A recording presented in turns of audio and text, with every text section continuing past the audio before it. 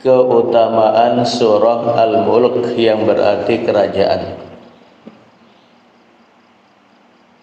Disebutkan dalam riwayat Abu Dawud dan Tirmidzi, Rasulullah sallallahu alaihi wasallam bersabda, "Suratun minal Qur'an."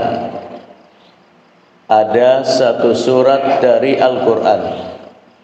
Salatuna ayatan, yang terdiri dari 30 ayat.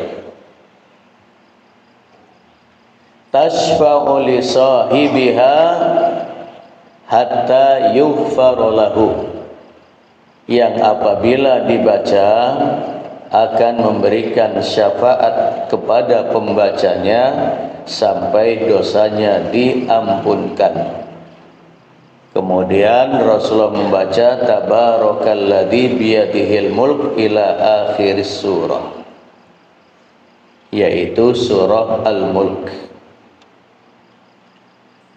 Jadi membaca surah Al-Mulk secara khusus akan memberi syafaat kepada pembacanya pada hari kiamat. Syafaat yang dimaksud adalah memberikan pengampunan terhadap dosa yang pernah dilakukan. Dalam riwayat Tirmidzi ditambahkan, an Jabir bin Abdullah radhiyallahu anhuma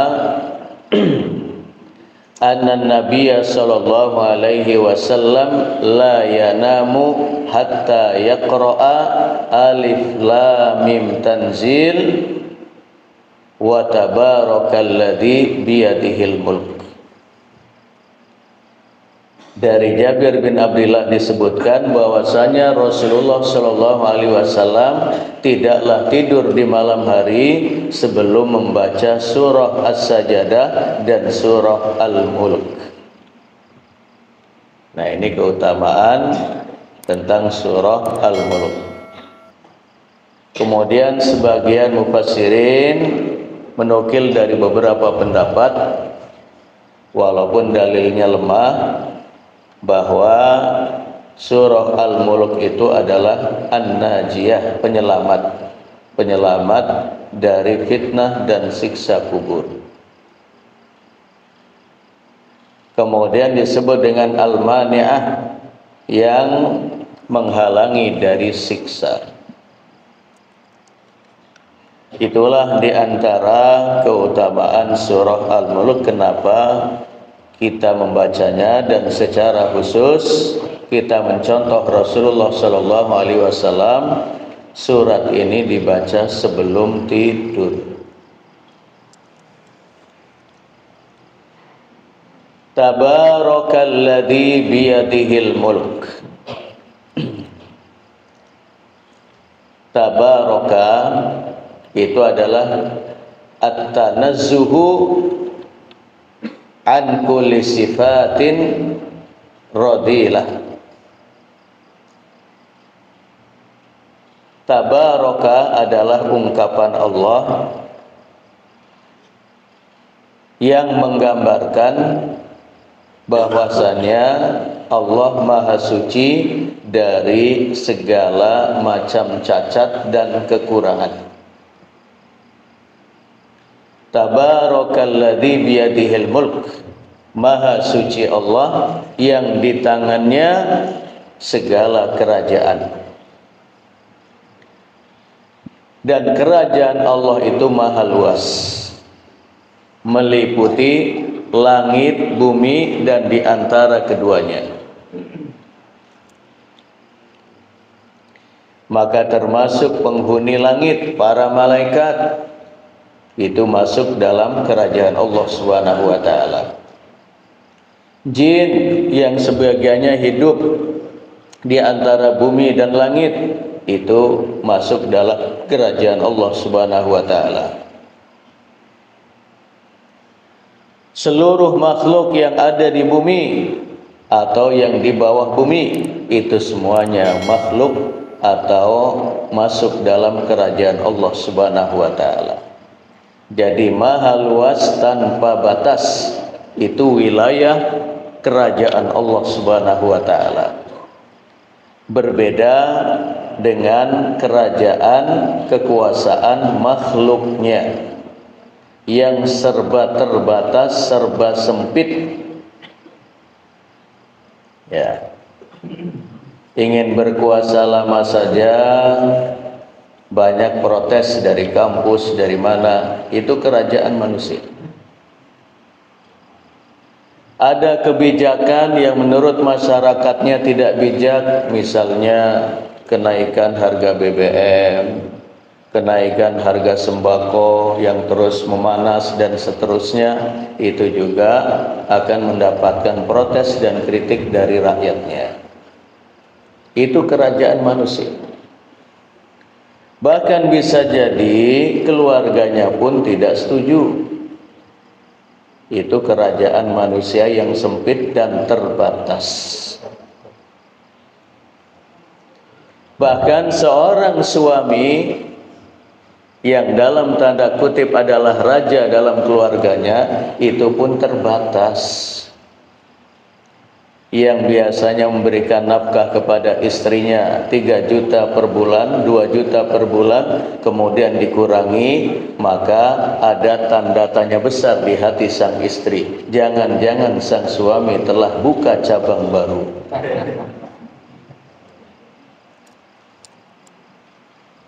Sehingga ada recheck dan direct. Dicek ada apa ini?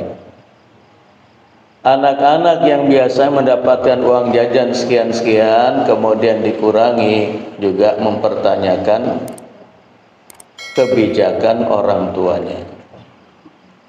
Maka kekuasaan kerajaan milik manusia itu sangat terbatas. Tapi Allah tidak pernah terbatas, maha luas.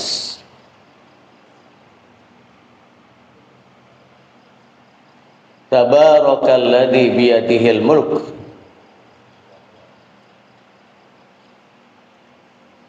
Tabarakalladzi biyadihil mulk wa huwa ala kulli syai'in qadir. Dan Allah Maha Kuasa atas segala sesuatu.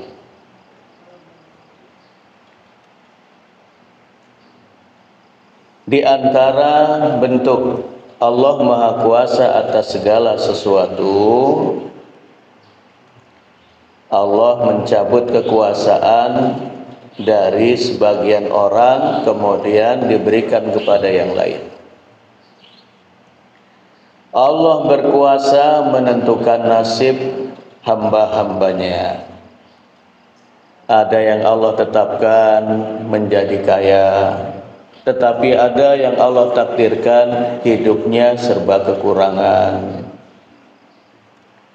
Ada yang Allah kuasakan menjadi orang-orang yang terhormat, tetapi ada orang-orang yang dilaknati orang lain.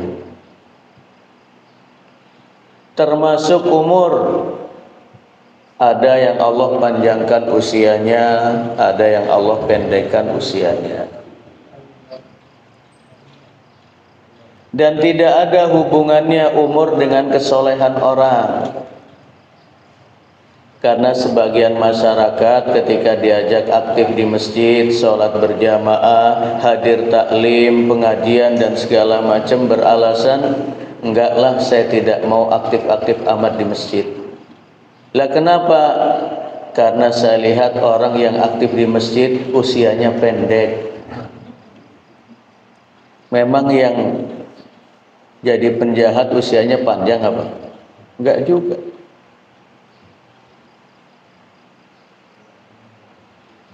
Termasuk jodoh itu dalam kekuasaan Allah, dalam pengaturan Allah Subhanahu wa taala, tadbir Allah Subhanahu wa taala. Ada yang jodohnya mudah, Allah mudahkan. Bahkan setelah berjodoh beberapa waktu berpisah. Belum lama berpisah, Allah datangkan lagi jodohnya. Terus begitu. Tetapi ada yang Allah berikan rahasia kenapa jodohnya itu terlambat. Itu semuanya dalam kekuasaan dan pengaturan Allah Subhanahu wa taala. Wa huwa ala kulli syai'in qadir. Semuanya ada hikmahnya bagi manusia. Baik hikmah itu diketahui atau tidak. Alladzi khalaqal mauta wal hayata liyabluwakum ayyukum ahsanu amala. Dialah yang menjadikan mati dan hidup liyabluwakum, untuk menguji kalian, ayyukum ahsanu amala, siapa yang lebih baik amalnya. Yang terjadi di dunia Bapak Ibu, manusia itu hidup dulu baru mati. Kenapa pada ayat ini disebutkan mati dulu baru hidup? Seperti dalam surah Al-Baqarah ayat 28. Kaifa takfuruna billahi wa kuntum amwatan fa ahyakum. Kaifa takfuruna billahi wa kuntum amwatan fa ahyakum. Bagaimana mungkin kalian kafir kepada Allah padahal kalian sebelumnya mati, kemudian Allah hidupkan. Padahal yang kita rasakan, kita hidup dulu baru mati. Apa hikmahnya? Al-Imam Al-Qurtubi berupaya mengurai rahasianya di dalam tafsirnya Al-Jami' li Ahkamil Quran. Yang pertama, karena manusia pertama yaitu Adam alaihissalam diciptakan dari apa? Dari tanah. Dan tanah itu benda mati atau benda hidup? Mati. Itu rahasianya. Kemudian selain Nabi Adam, manusia diciptakan dari mana? Dari air mani. Dan air mani itu masuk dalam kategori benda mati. Maka mati dulu baru hidup. Dari tanah Adam dihidupkan, dan dari air mani manusia yang lain dihidupkan. Kemudian yang kedua, Allah menyebut kematian terlebih dahulu supaya manusia ingat dan sadar dengan kejadiannya, bahwa dia juga akan kembali mati seperti asalnya. Liyabluwakum ayyukum ahsanu amala. Adanya kematian dan kehidupan itu adalah sebagai ujian. Siapa di antara kita yang lebih baik amalnya? Dan sebaik-baik amalan itu sebagaimana disebutkan oleh Fudail bin Iyad, akhlasuhu wa athwabuhu, yaitu amalan yang paling ikhlas karena Allah dan amalan yang paling sesuai dengan tuntunan Rasulullah, yaitu sesuai dengan sunnah. Itu ahsanu amalan, amalan yang baik. Dan Allah tidak membahasakan dengan aktsaru amala untuk menguji kamu siapa yang lebih banyak amalnya, bukan. Karena banyaknya amal belum tentu ikhlas dan belum tentu sesuai dengan tuntunan, dan belum tentu amalnya diterima. Maka Allah membahasakan ahsanu amala, amal yang baik, amalan yang terbaik, bukan yang terbanyak. Apalagi kalau sudah banyak dan baik, itu menjadi sempurna. Ya. Maka dengan ayat ini yang mendasari kita bahwa keberadaan kita di dunia ini, ya kita sedang diuji. Liyabluwakum, sedang diuji. Apakah kita mau beramal baik atau tidak? Apakah kita mau beribadah atau tidak? Apakah kita ingin mendalami keimanan atau tidak? Berpuas diri dengan yang sudah ada.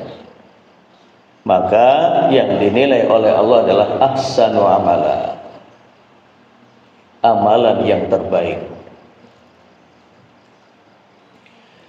Alladzi khalaqa sab'a samawatin tibaqa,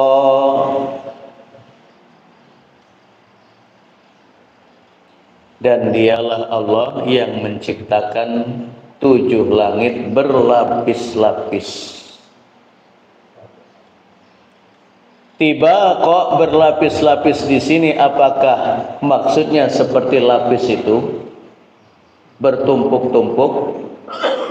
Ada yang merah, ada yang putih, ada yang hijau menempel, atau tibaqa dalam keadaan terpisah? Ada sebagian mufassirin berpendapat bahwa langit itu berlapis-lapis, maksudnya berhubungan, bertumpuk-tumpuk. Sebagaimana lapisan bumi yang 7 ini juga bertumpuk-tumpuk. Awalnya tanah, berikutnya batu-batu kerikil, berikutnya lagi lempung, dan seterusnya. Maka demikian pula dengan langit. Tetapi yang benar adalah sebagaimana disebutkan oleh Ibnu Katsir, pendapat yang kedua adalah terpisah-pisah. Dalilnya apa ya Ibnu Katsir? Ibnu Katsir memberikan dalil adalah hadis Mi'raj. Ketika Rasulullah dimi'rajkan oleh Allah Subhanahu wa taala ke Sidratil Muntaha. Di langit pertama, langit dunia, Rasulullah bertemu dengan Nabi Adam alaihissalam. Naik lagi ke langit yang kedua, Rasulullah bertemu dengan Nabi Yahya dan Nabi Isa. Naik lagi ke langit yang ketiga, bertemu dengan Nabi Yusuf alaihissalam. Naik lagi ke langit keempat, Rasulullah bertemu dengan Nabi Idris alaihissalam. Naik lagi ke langit yang kelima, Rasulullah bertemu dengan Nabi Harun alaihissalam. Di langit yang keenam, Rasulullah bertemu dengan Nabi Musa alaihissalam. Dan di langit yang ketujuh, Rasulullah bertemu dengan Nabi Ibrahim alaihissalam. Dan di situ para nabi dan rasul mentok, sudah nggak bisa lagi naik di atas langit yang ketujuh, tapi Rasulullah dinaikkan lagi ke Sidratil Muntaha. Nah, berdasarkan hadis Mi'raj ini, maka Ibnu Katsir berkesimpulan langit itu terpisah. Antara langit pertama dunia yang kita lihat ini, kemudian di atasnya lagi ada lagi, di atasnya lagi, sampai 7 tingkat. Dan itu tidak menempel.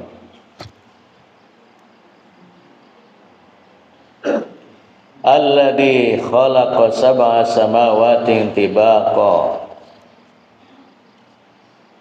ma tara fi khalqir rahmani min tafawut. Maka apakah engkau melihat dari ciptaan Allah itu, dari langit itu, sesuatu yang tidak seimbang? Walaupun terpisah-pisah, apa ada yang enggak seimbang, ada yang doyong, ada yang apa? Tidak.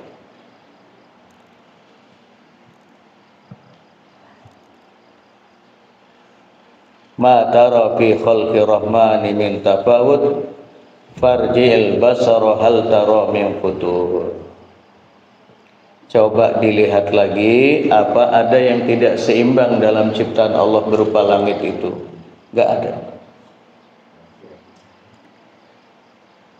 Farji'il basara hal tara min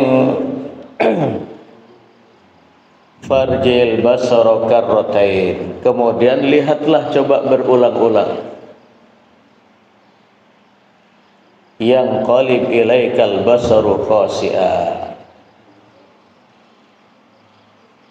Kemudian diulang lagi, melihat lagi ke langit. Apakah ada yang gak seimbang dalam ciptaan Allah itu? Ada yang kurang? Wahwa hasir, tidak akan engkau temukan cacat dan kekurangan itu walaupun pandangan matamu menjadi payah. Artinya sudah sekian lama melihat, nggak ada lagi yang tidak seimbang, tidak ada lagi yang memiliki cacat dalam ciptaan Allah.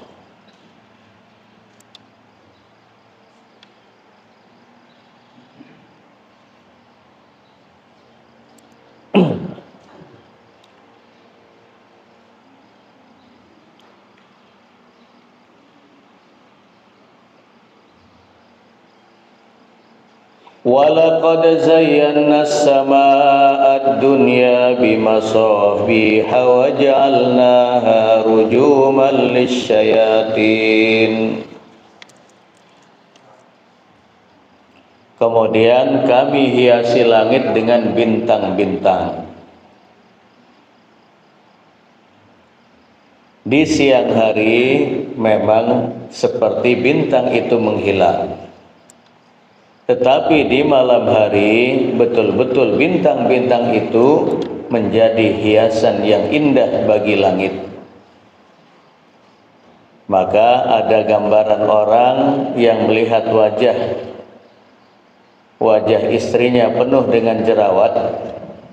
Maka sang suami mengatakan, di wajahmu kulihat bintang-bintang.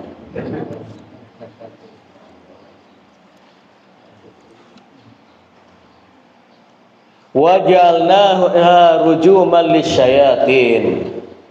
Selain bintang-bintang itu menjadi hiasan, maka kami jadikan bintang itu sebagai pelempar syaitan.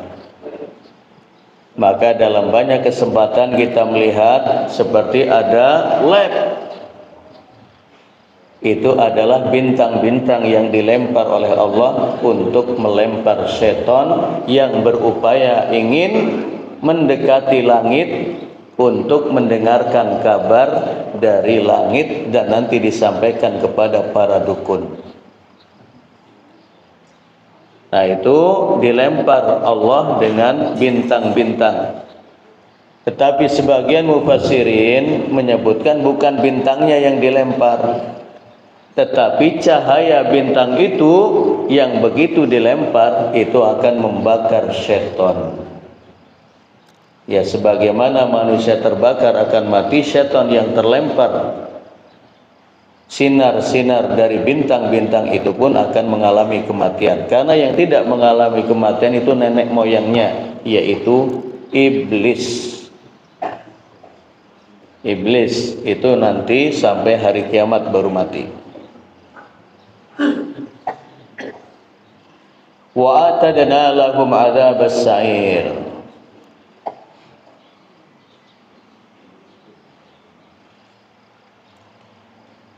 Ya.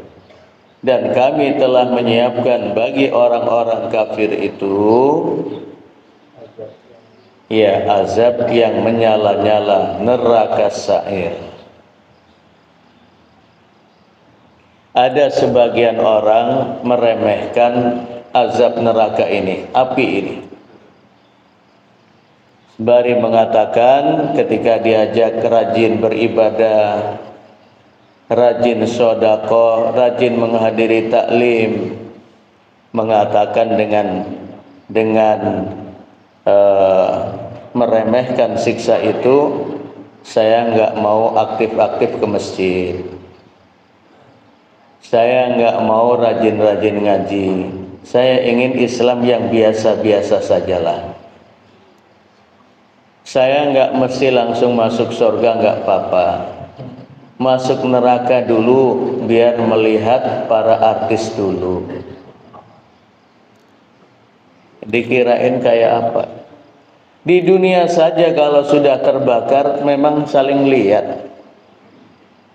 Kalau sudah sama-sama terbakar memang bisa saling menolong? Enggak bisa. Karena semua orang meminta pertolongan. Itu di dunia, apalagi di akhirat. Yang sudah tidak ada lagi bisa memberikan pertolongan dan syafaat bagi orang lain.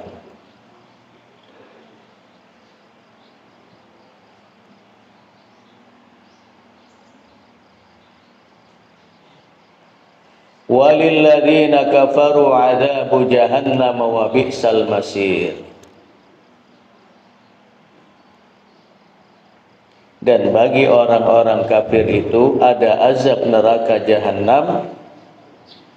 Walilladzina kafaru bi rabbihim 'adzabu jahannam wa bi'sal masir. Dan neraka jahanam itu adalah seburuk-buruk tempat kembali. Kita di dunia saja tidak mau tinggal di tempat tinggal yang buruk, walaupun hanya nempati rumah orang. Misalnya rumahnya bocor-bocor, kemudian rumahnya banyak jinnya, kemudian rawan banjir, rawan terkena angin, puting beliung, dan seterusnya. Kita untuk menjaga saja menempati rumah orang, kita mikir-mikir. Lalu bagaimana dengan wabi'sal masir, tempat yang terburuk di dalam neraka jahanam? Bisa dibayangkan seperti apa? Di mana panas api neraka yang disiapkan 70 kali lipat dari panasnya api di dunia. Padahal kalau panasnya seperti api di dunia sudah cukup membuat orang menjadi matang, terbakar, terpanggang. Tapi itu 70 kali lipat panasnya. Kullama nadija juluduhum baddalnahum juludan ghairaha liyadzuqul adzab. Dalam surah An-Nisa disebutkan, setiap kali tubuh mereka hangus, Allah ganti dengan kulit yang lain supaya mereka merasakan azab. La yamutu fiha wa la yahya. Di dalam neraka itu mereka tidak pernah merasakan mati dan tidak pernah merasakan hidup. Apa maksudnya? Mereka tidak pernah merasakan mati, itu artinya terus-menerus dalam siksaan. Karena orang yang mati mau ditusuk dengan senjata tajam, mau dibakar lagi, mau diapakan, dia sudah menjadi seonggok tubuh yang mati, sudah tidak merasakan apa-apa. Sebagaimana disebutkan dalam syair, mali jarhin limayyitin ilamu. Seonggok tubuh yang telah mati tidak akan merasakan hujaman-hujaman senjata tajam. Nah, sementara di dalam neraka itu jangankan merasakan mati, istirahat saja nggak bisa. Orang yang terpenjara di dunia mendapatkan siksaan ini dan itu ada waktu istirahatnya. Bahkan penjara di Saudi itu diberikan makanan yang mewah,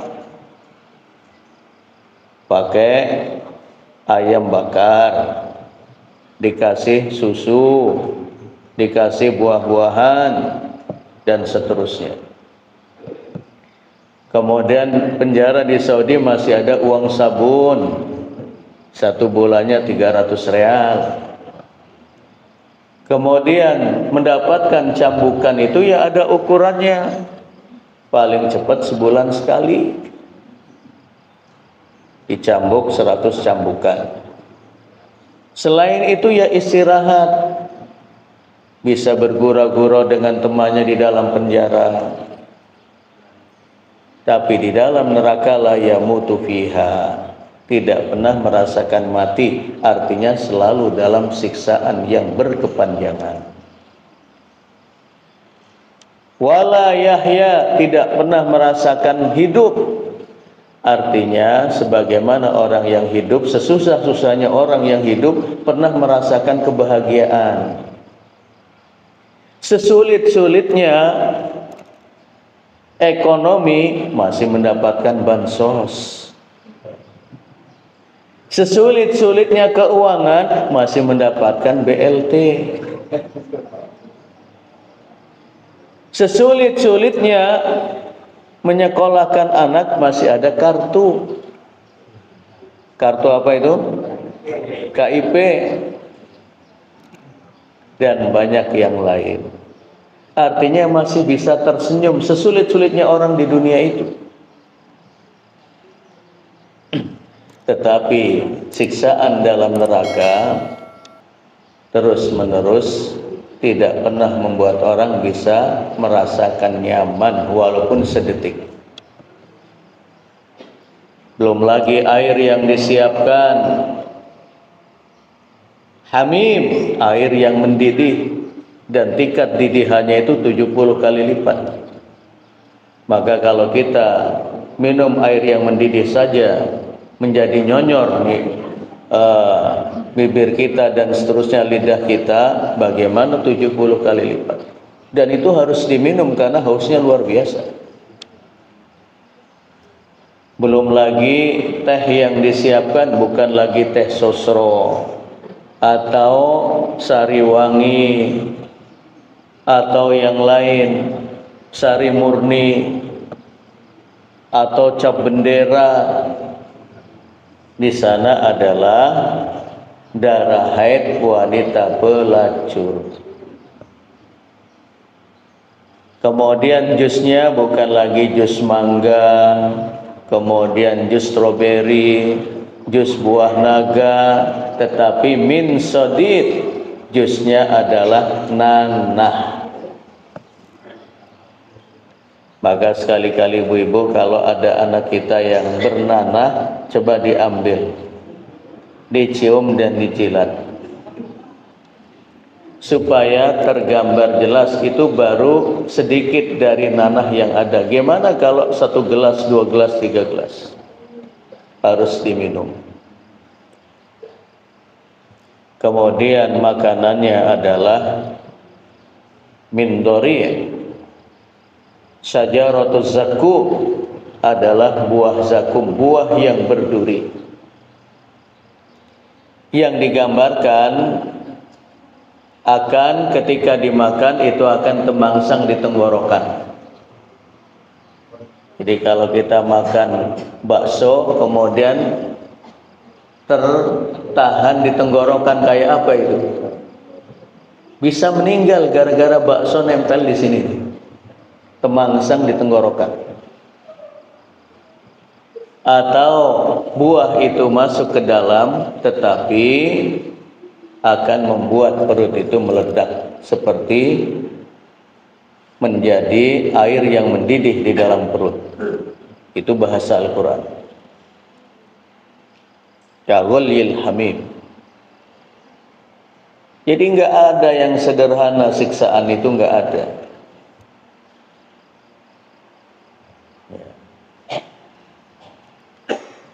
Nggak ada yang sederhana siksaan di dalam neraka, apapun tingkatan nerakanya. Babisal masir. Idza ulqu fiha sami'u laha syahiqan wa hiya tafur. Idza ulqiya fiha, apabila penghuni neraka itu dilemparkan ke dalam neraka, faujun sa'alahum, idza ulqiya fiha faujun sa'alahum, adabu jahannam wa bi'sal masir. Idza ulqu fiha sami'u laha syahiqa. Begitu dilemparkan ke dalam neraka itu, maka terlihat neraka itu seperti terpecah-pecah. Idza ulqu fiha sami'u laha syahiqa. Ya. Seperti terpecah-pecah karena marah. Jadi orang yang marah itu kan seperti hatinya terpecah-pecah. Begitu pula neraka yang marah itu akan mengeluarkan suara. Wahia tafur. Wahia tafur itu maknanya adalah mendengar suara-suara yang mengerikan. Mendengar suara yang mengerikan, suara yang menggelegar. Ditafsirkan oleh Ibnu Jarir At-Tabari, suara yang mengerikan maksudnya adalah jeritan-jeritan panjang. Seperti orang yang disiksa itu kan akan menjerit, minta tolong dan seterusnya. Itulah suara-suara yang akan didengar di dalam neraka. Wahya tabur, menggelegak suaranya. Takadu tamayyazu minal ghair.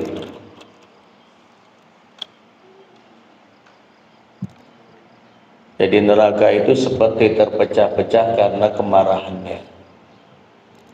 Pada sisi yang lain di dalam surat Qaf, begitu Allah melempar penghuni neraka-neraka itu, neraka masih bertanya, hal mim mazid. Ya Allah, apa masih ada tambahan lagi enggak ini? Ya Allah, hal mim mazid, masih ada lagi enggak ya Allah yang dimasukkan ke kami ini? Takadu tamayyazu minal ghair. Kullama ulqiya fiha faujun sa'alahum khazanatuha. Begitu dilemparkan ke dalam neraka, maka mereka ditanya oleh para malaikat penghuni neraka, yaitu malaikat Malik atau malaikat Zabaniyah dalam surat yang lain. Dalam surah Al-Alaq itu disebut dengan malaikat Zabaniyah.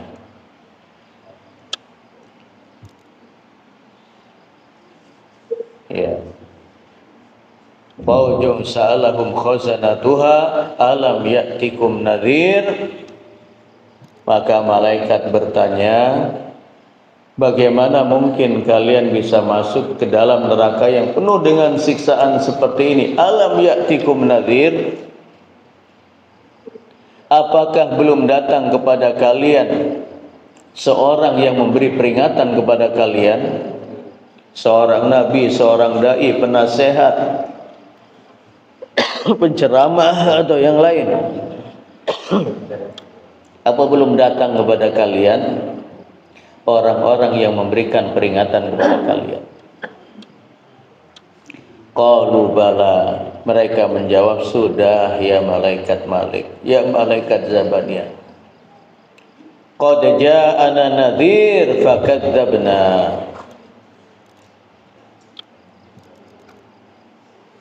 Telah datang kepada kami pemberi peringatan, tetapi kami mendustakan dia. Kami tidak membenarkan ucapannya, kami malah mentertawakan ucapannya, nasihatnya, tidak mengindahkan kata-katanya.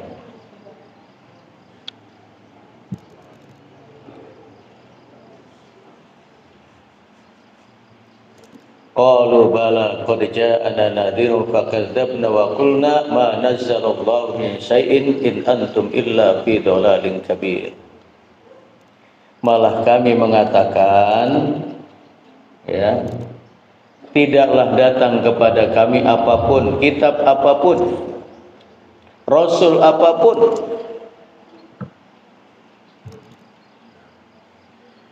kami tidak melihat kalian kecuali orang yang tersesat jalannya dengan kesesatan yang besar.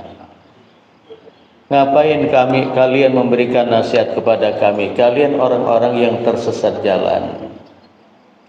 Sudahlah, tidak usah berbicara tentang hari kiamat, tidak usah berbicara tentang surga dan neraka. Kami yang butuhkan sekarang, yang kami butuhkan sekarang, sembako gratis. Yang kami butuhkan sekarang, anak-anak sekolah gratis. Yang kami butuhkan sekarang, makan siang gratis.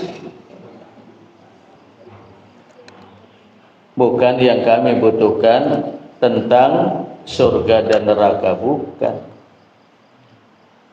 Kalian benar-benar berada dalam kesesatan yang nyata. Hidup kami sudah susah, nggak usah diajak-ajak sedekah. Hidup kami sudah sulit, untuk apa kami sholat, untuk apa kami ibadah. Itu orang-orang yang ke masjid kan orang-orang yang miskin itu. Orang-orang yang gak punya kerjaan, makanya ke masjid, hadir di taklim. Coba itu dilihat, ibu-ibu yang hadir di taklim kan sudah tua-tua, yang sadar sudah mau mati. Itu diberikan nasihat, diajak ngaji, diajak sedekah begitu. Tapi penyesalan di sana. Wa qalu law kunna nasma'u aw naqilu ma kunna fi ashabis sa'ir. Mereka melanjutkan, andai saja kami dulu mendengar nasihat dari para pemberi nasihat. Andai saja kami mau memahami apa yang mereka sampaikan, ma kunna fi ashabis sa'ir, tentulah kami tidak berada dalam neraka ini, berada dalam siksaan yang berat, dalam siksaan api yang menyala-nyala.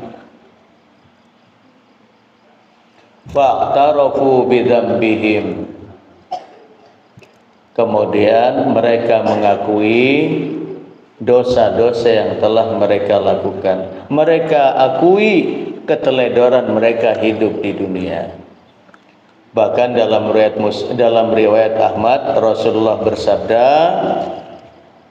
ya, Rasulullah sallallahu alaihi wasallam bersabda, lan yahlikan nas hatta yu'dziru min anfusihim. Tidaklah kami akan menyiksa manusia terkecuali setelah mereka mengakui kesalahan-kesalahan yang pernah mereka perbuat. Artinya setelah manusia dilemparkan masuk ke dalam neraka, semuanya mengakui tentang kekeliruan mereka dalam menjalani hidup, dalam kekufuran, dalam dosa dan maksiat, dalam kefasikan, dalam kemunafikan. Hatta yu'dziru min anfusim, tidak kami siksa mereka sampai mereka mengakui keberadaan mereka, kesalahan-kesalahan mereka. Fa'tarafu bidzambihim, mereka mengakui dosa-dosa mereka.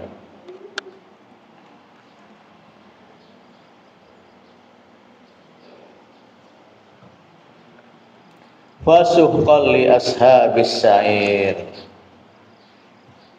binasalah mereka di dalam siksaan neraka sa'ir.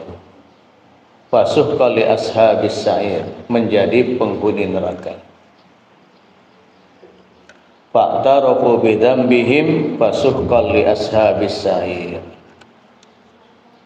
Maka setiap orang di akhirat itu akan menyesal, termasuk orang yang masuk surga juga akan menyesal. Karena masing-masing tingkatan di surga itu, orang yang berada di bawahnya bisa melihat yang ada di atasnya. Maka dalam riwayat Tirmidzi disebutkan, orang yang berada di bawahnya melihat kepada orang yang berada di atasnya, seraya mengatakan, kenapa saya dulu tidak seperti si fulan itu, sehingga saya bisa berada di posisi si fulan yang ada di atas kami. Dia tidak tahu bahwa di atasnya ada lagi penyesalan. Kenapa tidak lebih maksimal saya berbuat baik di dunia ini? Apalagi bagi orang-orang kafir. Ya, bagi orang-orang kafir, wa anna lahu dzikra, kesadaran mereka, keinsafan mereka setelah dilempar ke dalam neraka sudah tidak lagi memberikan manfaat. Terlambat sudah, semuanya telah berlalu. Sudah terlambat. Di dunia saja ada kata terlambat, apalagi di akhirat. Ya, yang terlambat. Kenapa saya dulu pulang dari Saudi kok terlambat? usianya sudah lebih, sudah tidak bisa lagi daftar ASN. Penyesalan. Iya. Penyesalan. Kenapa saya tidak sekolah lebih tinggi sehingga peluang-peluang untuk mendapatkan pekerjaan yang lebih baik itu bisa. Penyesalan. Apalagi di akhirat. Innal ladzina yakhshawna rabbahum bil ghaibi lahum maghfiratu wa ajrun kabir. Sesungguhnya orang-orang yang takut kepada azab Tuhannya bil ghaib, padahal mereka belum melihatnya, lahum maghfirah, bagi mereka ampunan dari Tuhan mereka, wa ajrun kabir, dan pahala yang besar. Yang dimaksud pahala yang besar adalah al-jannah, yaitu surga. Ya. Maka belajar dari surah Al-Mulk ini supaya kita tidak menjadi orang-orang seperti mereka yang menyesali siksa yang pedih di neraka. Maka kita berbenah, kita memperbaiki keimanan kita, mendalami keimanan kita, memperbanyak beramal, memperbanyak sedekah dan seterusnya. Ketaatan ditingkatkan supaya penyesalan yang abadi di akhirat tidak akan menyapa kita, insya Allah.